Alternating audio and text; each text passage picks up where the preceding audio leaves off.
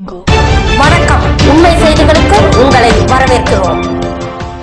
நெல்லை ராமையன்பட்டி நெல் கொள்முதல் நிலையத்தில் நெல் மூடைகள் தேக்கம் காரணமாக கடும் பாதிப்பை எதிர்கொள்வதாக கூறி விவசாயிகள் நெல்லை கலெக்டர் அலுவலகம் முன்பு திரண்டு நூதன போராட்டத்தில் ஈடுபட்டனர்.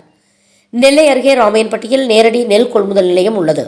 இந்த நிலையத்தின் மூலம் ராமையன்பட்டி, நயினார்குளம், புதுக்குளம், கண்டியப்பேரி, தென்பத்து, கருப்பந்துறை உள்ளிட்ட பகுதிகளைச் சேர்ந்த நூற்றுக்கணக்கான விவசாயிகளிடமிருந்து நெல் கொள்முதல் செய்யப்படுகிறது. ஆனால் கடந்த சில நாட்களாக இந்த நிலையத்தில் நெல் கொள்முதல் செய்யப்படாததால் அங்கு ஏராளமான நெல் மூடைகள் தேங்கி காணப்படுகிறது. போதுமான சாக்கு வசதிகளும் இல்லை என புகார் கூறப்படுகிறது.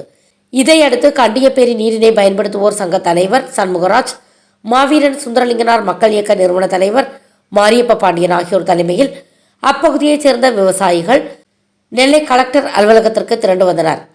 ஒரு மூடை நிறைய நெல்லை கொண்டு வந்து கலெக்டர் அலுவலகம் முன்பு வாசலில் தட்ட முயன்றனர். அப்போது பாதுகாப்புக்கு நின்ற போலீசார் அதை தடுத்து நிறுத்தினர். பின்னர் கை நிறைய நெல்மணிகளை அள்ளிக்கொண்டு போராட்டம் நடத்தினர். இதுகுறித்து விவசாயிகள் கூறுகையில், ராமையன்பட்டி நெல் கொள்முதல் நிலையத்தில் சுமார் 3000க்கும் மேற்பட்ட மூடைகள் தேங்கி கிடக்கின்றன.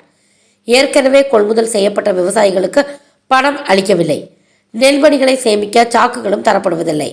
ராமையன்பட்டி அரசு நேரடி நெல் கொள்முதல் நிலையத்தில் உடனடியாக விவசாயிகளிடமிருந்து நெல் கொள்முதல் செய்ய வேண்டும். தற்போது மாலை நேரங்களில் திடீரென மழை பெய்யும் சூழ்நிலையில் இந்த நெல் மூடைகள் சேதமடையும் நிலை உள்ளது. எனவே அதிகாரிகள் இதுகுறித்து உரிய நடவடிக்கை எடுக்க வேண்டும் என்றனர்.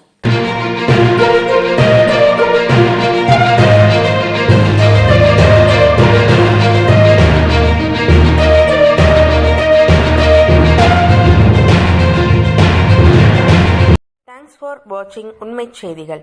நெல்லை செய்திகளை உடனுக்குடன் தெரிந்து கொள்ள சேனலை சப்ஸ்கிரைப் பண்ணுங்க, லைக் பண்ணுங்க, ஷேர் பண்ணுங்க.